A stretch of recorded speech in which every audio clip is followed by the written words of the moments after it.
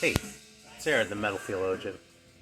Alright, so, just adjusting this shit here. I think I do that before the video started, right?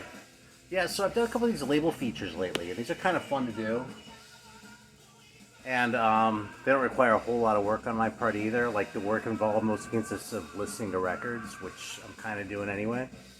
So, we're going to do another one today. I'm going to talk through the singles that came out on the Heavy Metal Records label. So, that's sort of the other big new wave of British heavy metal label out of the UK. I mean, obviously, new wave of British heavy metal and all, right?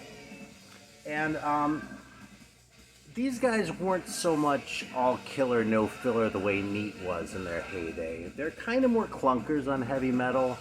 And also, overall, the production was kind of a little bit shoddier, frankly. A lot of the 45s, you know, some of them came with sleeves and some didn't. A lot of mine don't have sleeves. And the ones that did have sleeves, sometimes the sleeves were kind of cheap, and a lot of the cover designs were kind of crap too. Like, several of them sort of had this thing where they'd have some sort of really basic design, and then like this Japanese lettering on it or something, because I don't know, that looked cool or whatever. And a lot of the other ones, some of the ones I didn't bother to search out, frankly, just had like pictures of the band standing around. And you know, if something looks like, you know, the Demon Pact single or something, that's one thing. But if it's just a shot of some guys standing there, I don't really give a shit, you know? So anyway, we're just going to go through some of these, talk them through, talk about highlights and lowlights maybe, and that sort of thing. And right now, before I switch to single, this is what we're actually listening to, Titanic. Then there was Rock, which is pretty good, another Private Press record. You know, as I want to show, this is 85. Those guys look pretty much exactly how I like my metal bands to look on their private pressed LPs. And it's pretty good. It's not the greatest thing ever. The singer definitely has some Axl Rose sounds, although he doesn't have to look at all, does he?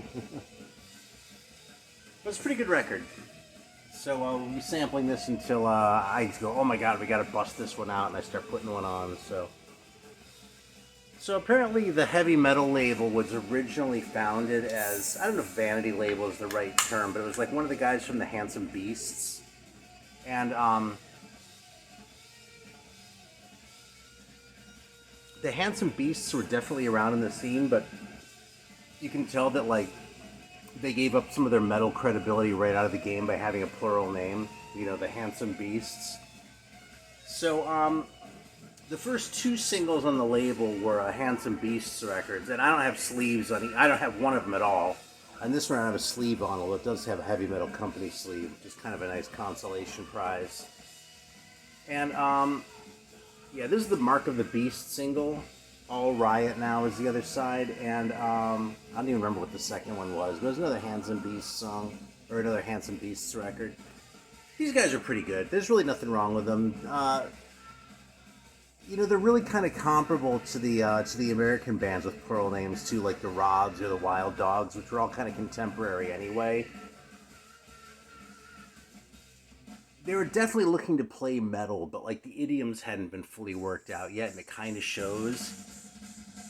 These guys, I don't know, have a little bit of an AC/DC vibe maybe. I don't know if that's really the right thing, because it's not so much that boogie thing as much as just sort of a rock and roll sensibility to them that you don't hear in some of them are fully realized metal ones. So I don't know, probably sounds like I'm talking them down. This is actually a really good band. If you come across these records, they're not super expensive. You know, by all means, go for it. But are these worth searching out, like, you know, like the early Venom singles or something like that? I'd say absolutely not, you know. So, cool pieces, though. You know, that logo is kind of classic, right? So the next one I have to show here is Buffalo.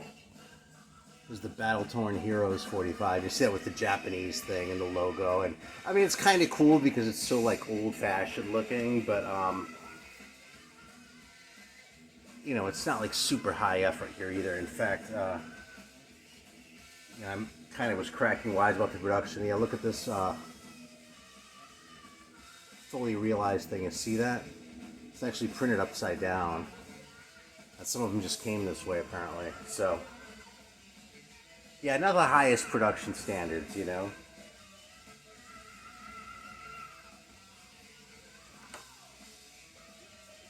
Yeah, these guys, the song Battle Torn Heroes is on the Heavy Metal Heroes comp. The B-side is otherwise unreleased, and in fact, to my knowledge, these guys, there's one more single, which we'll get to, on Heavy Metal.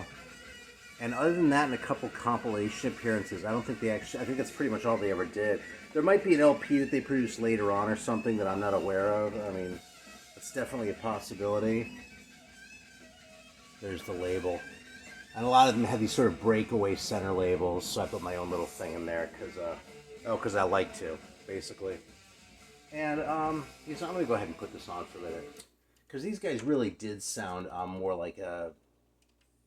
I mean, they sound like a metal band, even though it's still like 1980 or something like that. It's still really early in the game for this kind of sound. These guys really had it going on. And incidentally, they had nothing to do with the Australian band called Buffalo. It was also very good, actually. We're also very heavy for their time. But, yeah, I'm going to go ahead and fire up the B side. Actually, the A side.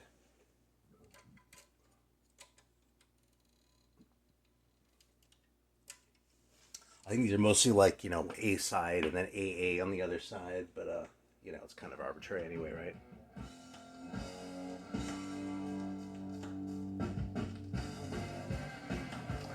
That's definitely a metal riff, you know? It still kind of has that old-fashioned, like, NWOBHM sound going on.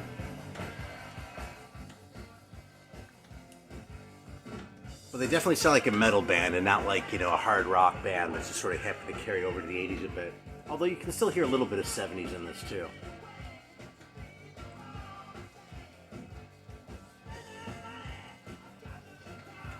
Alright, so the next one here. I don't have a sleeve for this one.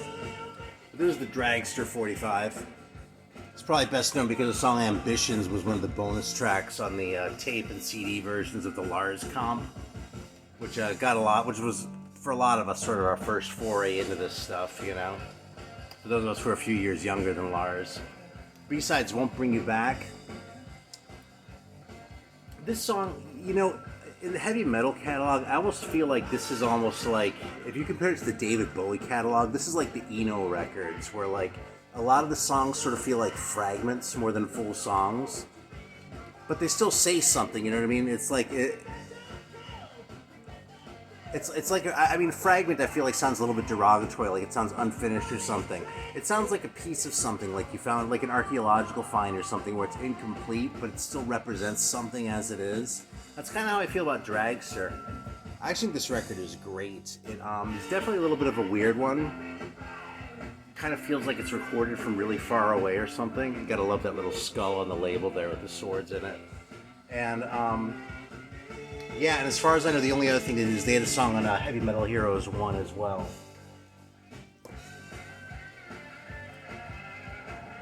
This next one by Last Flight. See another one of those Japanese sleeves. And this one licensed by Scorpio Records. I don't know what Scorpio's deal was, but they got their name on that label there. This is probably the most commercial sounding out of the whole catalog. This is almost, I mean, it'd be going too far to say it's poppy, but it definitely has a pretty obvious hook. And, I mean, it's called Dance to the Music. The B-side is I'm Ready. Maybe a little bit less committed on the whole, like, sort of menacing image thing than some of these bands.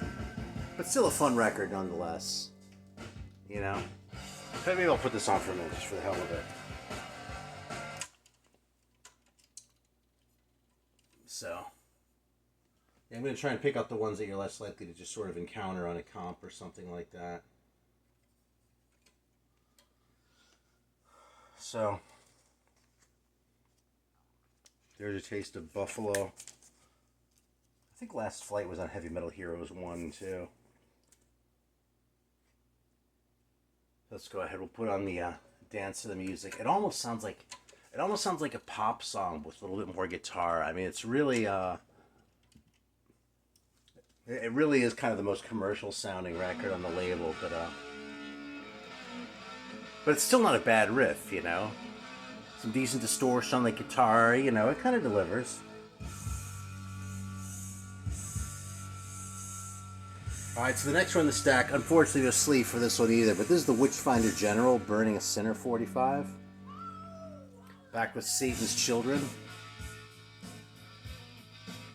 You hear that with the pedal bass, just this, you know, the single note there. And it's sort of, you know, it's definitely sort of like the kind of shit that Twisted Sister was doing and that sort of thing too, but you know. It was early to be this commercial sounding, though, I suppose, too. You know, it's not like they were freaking out over metal labels yet in early 1980 or whatever. Wouldn't be long, though. Anyway, the Witchfinder General single. I mean, these guys were a heavy metal band anyway, and I think a lot of you probably know the LPs at the very least, if not the single, too. They had the 2 full-length albums, and they had the Soviet Invasion 12-inch. They had this 45. And there was another one, which is just the song Music off of Friends of Hell, which I actually also don't have because it's probably the weakest song they ever did. I didn't feel like going out of my way to find it. This reminds me of something, and I can't place it. I keep coming back to it because I'm trying to put my finger on what it is. But anyway, this Witchfinder General is kind of infamous because it has a really shitty sound. It really sounds sort of muffled. It almost kind of sounds like you're listening to it underwater. And this is really the only recording, at least that came out at the time, of the song Satan's Children, too. So it's a little bit of a struggle to listen to this one. It's still a really cool record. It's still early Witchfinder General, and so it's kind of hard to argue with on all of those point counts. But it's one of those where if you get it and you're sort of freaking out and you're going, oh my god, this is sort of this, you know, buried thing. It's like a really, like, it kind of sounds like a 10th generation, you know, tape from something that you got from somewhere or something like that. It's just, that's just kind of how they came out. I don't know what the hell was going on, if they were drunk when they were recording it or something, or mixing it, or whatever the deal was. But it's maybe the coolest piece in the catalog. It's definitely the worst sounding piece in the catalog. So it's kind of a shame.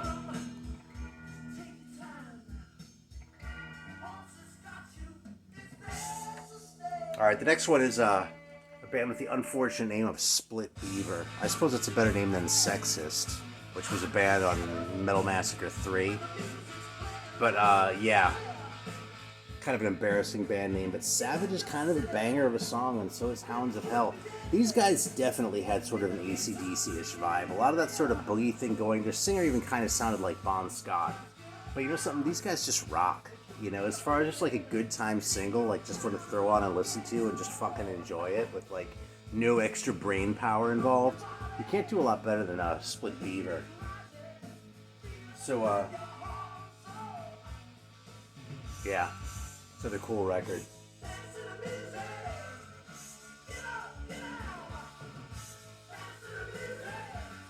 It is kind of a dance to the music type of song, you know? This is Satanic Rites 45. Nowhere near as heavy sounding as that name, Satanic Rites, right? Look at this. This is another sort of heavy metal record special. Like, as soon as you go out of your way for a sleeve, and all it actually is one of these cards. See, yeah, that isn't even really a sleeve, and it's only printed on one side. Well, they did get some color on this side, you know? How about the quality of that logo, though? Kind of gotta love it, you know? I'll fire that one up for a minute. Since Satanic Rites probably is the best known of the catalog here.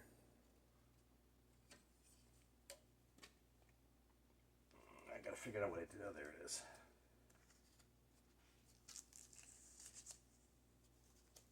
The damn not like misplacing the sleeves of the shit that I'm playing on my videos the day you know I've been replaced by a pod person. Alright, I'm going to put on Live to Ride, because Hit and Run is on a comp. Actually kind of has more of an obvious riff too. This is probably the better song of the two.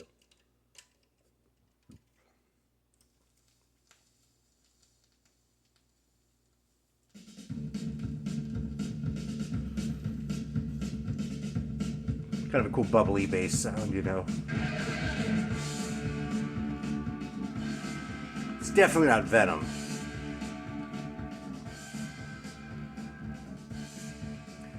It definitely sounds like they're more interested in motorcycles than Satan. They actually made a couple records, a couple full-length records a lot later in the 80s. Like, I think the first one was like 88 or 90 or something like that. They had a different singer in the band.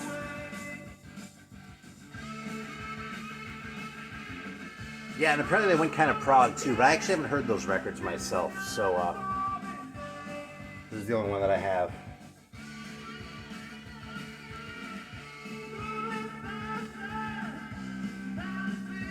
Alright, the next one is the Twisted Ace single, which is Firebird and I Won't Surrender. And I Won't Surrender is on Heavy Metal Heroes 1 as well. Might be noticing a little bit of a pattern here. I suppose they tried a little bit harder with the back. Oh, that font that they use is kind of funny too. That's on a lot of these early heavy metal ones. You may have noticed it on some of the labels. Anyway, another one that isn't the heaviest thing. These guys are sort of like a more rockin' version of Last Flight, actually. Like, if this is the Last Flight, you go, you know, I kind of like what they're doing with the hooks and that, but like if they're a little less wimpy, I think I'd appreciate that. Then Twisted Ace is probably for you. As far as I know, the single's the only thing they really did. There might be more out there, and I'm sure there are people who know more about this stuff than me, but that's the one that made it to the catalog, and if you don't have Heavy Metal Heroes 1, you pretty much need that anyway. It's a banger of a record. That's a good way to sample a lot of this shit without you know, having to dig all these up. Alright. Next one we have here is Backstreet Woman by Jaguar. It's another one where the cover just has them sort of standing around, same as like the Split Beaver one, so I didn't bother digging it out. B-side is Chasing the Dragon. I kind of think this is one of the weaker singles on the label, honestly. It's not bad. Chasing the Dragon is a pretty good song. Backstreet Woman isn't a bad song either, but it just kind of feels too long to me. It's 4.5 minutes, and I kind of feel like they could have cut at least 30 seconds out of it, if not a whole minute. There's a lot of sort of repeating, like an open chord. Like, there are too many whole notes. You know what I mean? Just feels like a lot of sort of full measure, like letting a chord ring, and then doing it again, and then doing it again. It just kind of drags a little bit, you know? So even though it has a cool riff, and a cool verse, and a cool chorus, the arrangement just kind of leaves a little bit to be desired, I guess, you know? So if it's choice between this one and the Axe Crazy 45 on Neat, get Axe Crazy. It's much better. But this is still a worthwhile single. It's a cool piece. And it's a lot better than the LP on Neat Power Games. So Heavy Metal did a couple of 3-packs. I've only ever seen one. And I actually pulled the records out to show them. But the next 3 I actually got in one of these Monsters of Rock sets, which had that sort of sticker on it. These things actually came... Hang on, let me get it out of here. This thing is like quadruple sleeved by the time you get to it, because the plastic is really thin.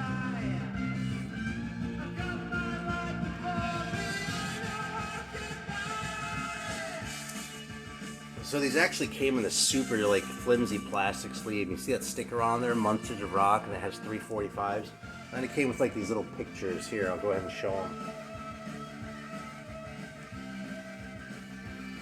Like one for each of the bands that was represented. So of course we had the Handsome Beasts, right? And Soldier.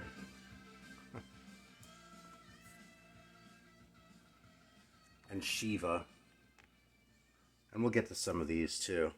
And then like these extra pictures, because you know you like that Handsome Beast cover so much that you just want to go for it. I mean, the Handsome Beast kind of had a reputation being a sleazy band. This single is probably my favorite of theirs, actually. I think Sweeties is a much better song than All Riot Now or Mark of the Beast. So, you know, they're really not bad.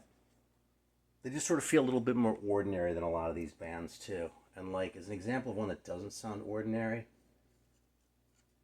the next one I'm going to bust out here is maybe the best one on the label. Shit, let me find my fucking sleeve here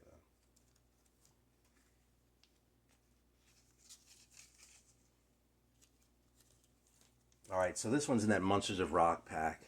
It's funny because they had the sleeves too, right? It was like exactly like if you just bought them on their own. So I kind of have them like this because when I reach for them, I don't feel like fucking around with the other thing. But yeah, this is the Cheryl Lee single by Soldier.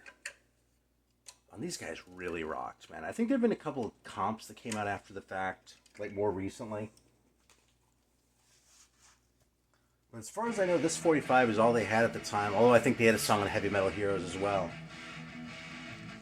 But these guys are probably the most rockin'. Or just about any of these guys. With that weird sort of alien warrior on the cover. That's sort of a Gene Simmons vibe in the singing style.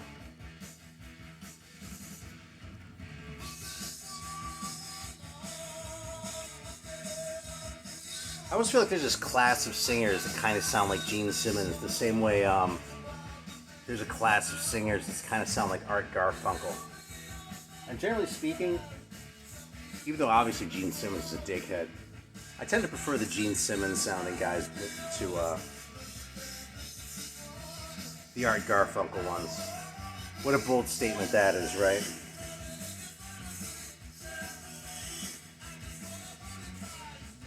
Now you wouldn't think that Cheryl Lee would be one of the heaviest songs in the singles catalog, right? Sure doesn't sound like it, but here we are.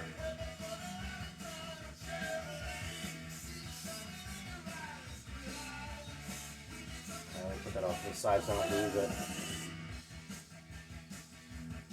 Yeah, I don't know, but that Handsome Beasts one just had one of those card covers too, as does the Shiva single, Rock Lives On. These guys are kind of wimpy. And definitely very proggy, but they've kind of become one of my favorite bands on the label with repeated listens. They're one of the bands whose LP I really like. They put out an LP on heavy metal called Fire Dance. It has like a Shiva on the cover, like it's sort of this kind of a weird painting style. Oh, this one has a dinosaur on it with the band coming out of its eye. But yeah, this Shiva single's kind of a favorite, man. It's super. The talk box on it is really kind of corny, and we're gonna listen to it right now if you know what I'm talking about. Because you kind of get the idea about Soldier, I think. A band to definitely not snooze on. You can tell I get excited when one of the really good ones goes on there, you know. It's easier to come up with words when I'm talking about Soldier than when I'm talking about the Handsome Beasts. It just goes to show that, like, mediocrity is the worst thing that can happen to a band, I think. Yeah, when I first heard this song, I hated it. I was like, God, what crap is that? Is a fucking, who does he think he's, Peter Frampton or some shit like that? And I put it out like once a year or something, and I started putting it out more than once a year, and I just fucking love it, dude. Like, precisely because it's cheesy. Or the way, it's not that it's cheesy, it's the way it's cheesy, you know what I mean? It's a lot of pop sensibility, kind of a wimpy singer.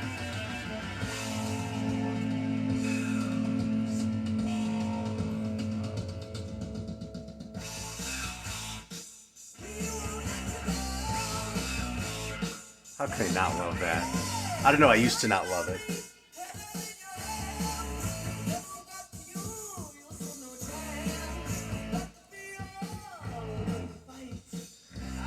So next one on the label was the Mean Machine single by Buffalo,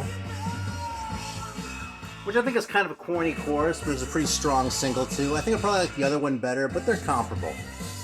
Buffalo is a pretty fucking good band across the board. And this one, they didn't screw up the cover as badly either. Like, they even used stiffer cardboard for it. You can tell the budgets were getting a little bit bigger.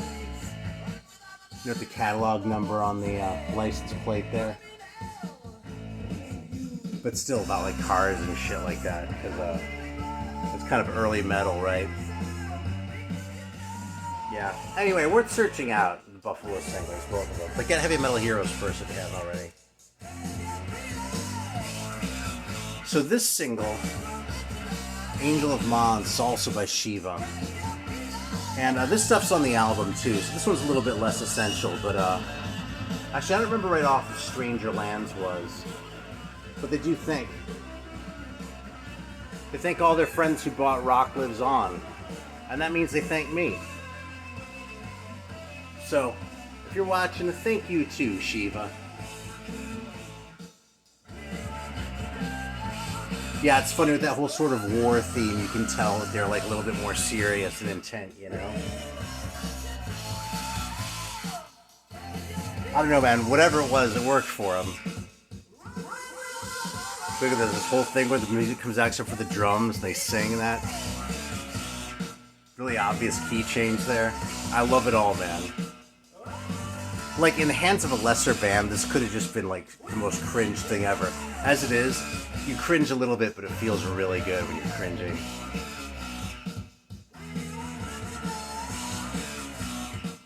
Alright, that brings us to the last one here that I have.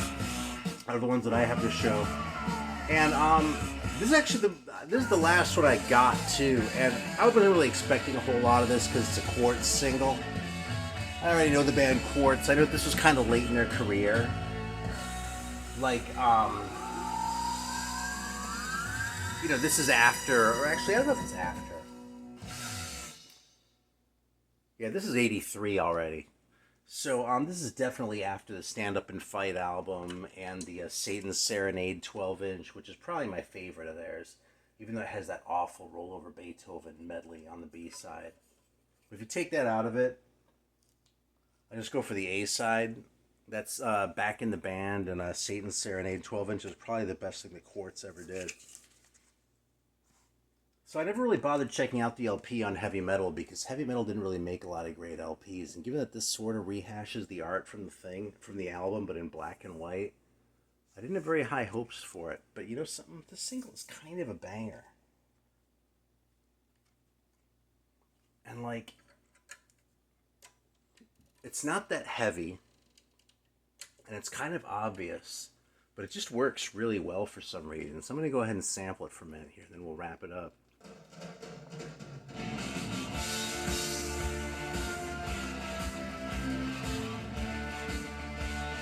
It definitely has a little bit of a commercial vibe to it, you know, compared with the earlier Quartz stuff.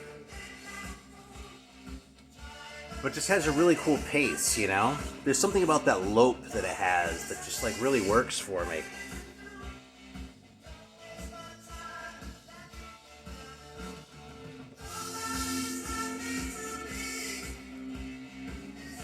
Kind of an obvious hook, too, but it's a really good hook, you know?